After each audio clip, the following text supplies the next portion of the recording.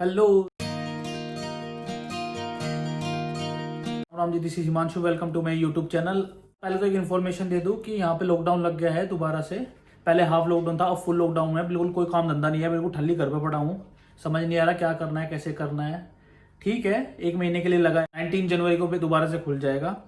देखते हैं खुलेगा क्या होगा फिर। अब सुनने में आ रहा है कि यूके में फिर से कोई नया इस वायरस ने नया रूप लिया है, कोई अपना जो 70% एक्स्ट्रा तेजी से बढ़ रहा है। अब देखो कैसे क्या होता है। तो आज मैं आपको कुछ डिफरेंस ही बताऊंगा जो मैंने यहाँ पे आके इंडिया से यहाँ पे आने के बाद देखे थे। तो पहला डिफरेंस है जैसे कि हॉर्न। तो हॉर्न जो है यहाँ पे ना के बराबर यूज होता है, अपना इंडिया की तरह नहीं है कि जैसे इंडिया में कुछ भी है अपना हर काम पे हॉर्न बजाना है, मतलब बढ़िया। और सायरन तो अपना कुछ लोग तो शौक के लिए भी रखते हैं सायरन, अपना जहां भी मन किया अपना चाऊ चाऊ चाऊ करके बजाते हुए चले गए। या अलग अलग तरह के हॉर्न लगाते हैं, हैवी हैवी हॉर्न भी लगवाते हैं लोग शौक में। तो यहाँ पे बिल्कुल भी ऐसा नहीं है। इंडिया में तो हॉर्न बजाना बजाना तो है ही बढ़िया। और लोगों का एक और भी है, मैंने इंडिया में तो अपना रहता ही है, मतलब हॉर्न तो बजा रहे और खिड़की में से निकल के कहेंगे अरे आगे को बोल लेना मेरे यार, चलना है क्या बात होगी, सड़क का बैनामा करवा लिया क्या। मतलब लोगों का अपना अलग ही है इंडिया में क्रेज ना हॉर्न बजाने का। तो यहाँ पे ध्वनि प्रदूषण, नॉइस पोल्यूशन बिल्कुल नहीं है। तो पहला पॉइंट तो यही आके जो मुझे लगा बहुत शांत शांत सा। मैं पता नहीं क्या मामला है, इतना शांत सा क्यों है, कोई मरमुरा, पर ऐसा नहीं है। यहाँ पे हॉर्न ना के बराबर है। अगर आप यहाँ पे आओगे रहने के लिए, अगर आप 1 महीना 2 महीना रह के चले गए इंडिया वापस, तो आप खुद बोलोगे कि यार मेरे सर में दर्द हो गया इतना हॉर्न सुन सुन के ना। तो ये सबसे बड़ा डिफरेंस मुझे लगा यहाँ पे आने के बाद। दूसरा है अपॉइंटमेंट। अगर आपको कोई भी काम करना है, कहीं भी जाना है, आपको हर चीज के लिए अपॉइंटमेंट बनाना पड़ेगा। ये सबसे बड़ा मुझे दुश्मन दिखाई देने वाला काम है, जो मुझे बिल्कुल भी पसंद नहीं है ना। मुझे बिल्कुल कहीं ना कहीं तक ऐसी आदत है, क्योंकि मैं ऐसे माहौल में रहा नहीं। अगर यार दोस्त के घर भी जाना, हम तो बिल्कुल अपना मोटरसाइकिल उठाई, बाइक उठाई, अपना उसके घर पहुंच गए। अगर सो भी रहा हो ना, सीधा उसके कमरे में बजे उसके घुटने इतने पेल देंगे, मतलब कि भाई तावड़ा खड़ा हो, फलाना काम है वहां चलना। और यहाँ पे ऐसा कुछ नहीं है। अगर आपको यार दोस्त से मिलना, फैमिली से मिलना, कुछ भी करना, तो भाई साहब आपको अपॉइंटमेंट बनाना पड़ेगा। ऑफिशियली तो समझ में आता है, चलो ठीक है, आप कोई प्रोफेशनल काम करते, कहीं जाना है, आपको डॉक्टर के पास जाना है, या फिर आपको किसी के इंटरव्यू है या कुछ है, मतलब या ठीक है अपॉइंटमेंट है उसके बाद आपको जाना है, वो चीज समझ आती है, ठीक है, इंडिया में भी है।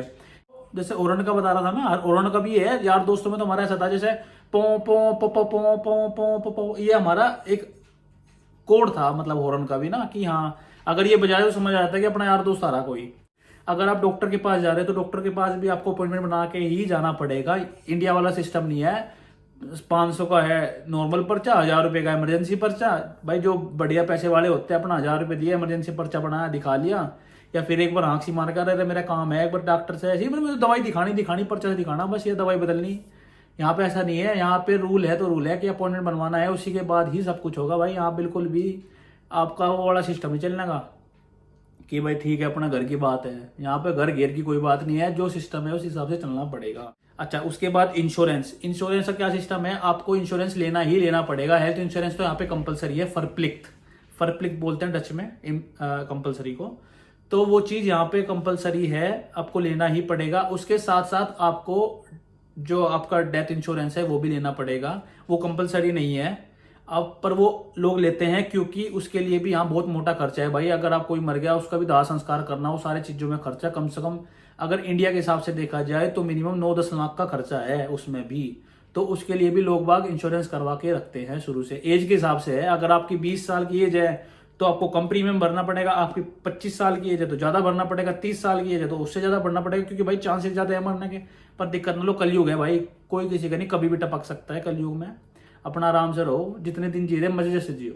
अगला पॉइंट है मेड। जैसे आप कुक है या आपके काम वाली आ रही घर में, यहाँ पे कोई नहीं रखता जितना आप वहां अपने मेड को इंडिया में हम लोग भरते हैं 1 महीने में। वहां यहाँ आपको शायद 1 घंटे में या 2 घंटे में उतना भरना पड़ेगा। तो इसलिए सारे काम खुद ही करने पड़ते हैं। ये नहीं है कि यहाँ काम छोड़ दिया, शाम को काम वाली आएगी वो करेगी। जैसे हमारे यहाँ की लेडीज इंडिया में भाई साहब खा रही पी रही अपना पड़ी बेड पे, वो वाला बिल्कुल सिस्टम नहीं है भाई, खुद करना पड़ेगा।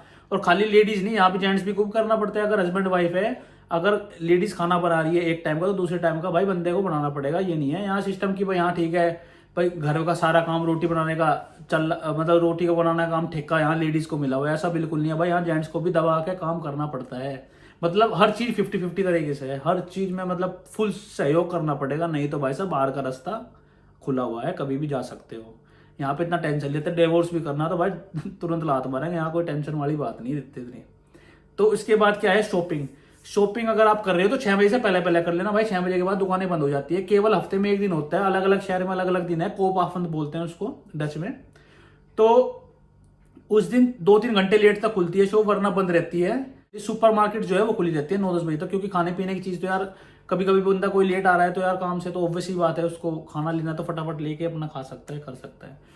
पर ये बहुत बढ़िया चीज लगी मुझे, 6 बजे के बाद दुकानें बंद। उसके बाद आपके पास बहुत बढ़िया टाइम होता है जिसमें आप जिम कर सकते हो, यार दोस्तों के साथ बैठ सकते हो, इधर उधर जा सकते हो। पर यहाँ तो भाई क्या है, यहाँ तो यार दोस्तों के साथ सिस्टम इतना है नहीं, अपॉइंटमेंट बना के जाने वाला सिस्टम है, तो भाई वो बेकार ही है। अपना जिम में जाते हैं लोग, वहां पे अपने फ्रेंड्स बनाए हुए हैं, जिम में साथ में जाना, वो करना, अब वो सब कर सकते हैं। स्विमिंग की क्लासेस है जिसकी वो स्विमिंग जा सकता है, या किसी ने कोई क्लब ज्वाइन किया हुआ है वहां जा सकता है। तो बहुत सारी अपनी फैमिली में टाइम देना चाहता है कोई लोग, फैमिली में टाइम दे के अपना एंजॉय कर सकता है। अब मेरे सवाल का जो है भाई, कभी यूट्यूब पे वीडियो बना ली, कभी कुछ कर लिया भाई, इतना ही टाइम मिल पाता है क्योंकि ऑफिस वाले टाइम, अपने काम के टाइम पे मेरा टाइम नहीं मिल पाता। तो ये चीजें कर सकता है, बहुत सारी चीजें आप कर सकते हो। उसके बाद है भाई ठेके। इंडिया में ठेके ऐसे हैं जैसे जेल में अपना 2 कैदी खड़े भीतर, उन्हें कोई सजा है सामान देने की। यहाँ पे ऐसा सिस्टम बिल्कुल नहीं है।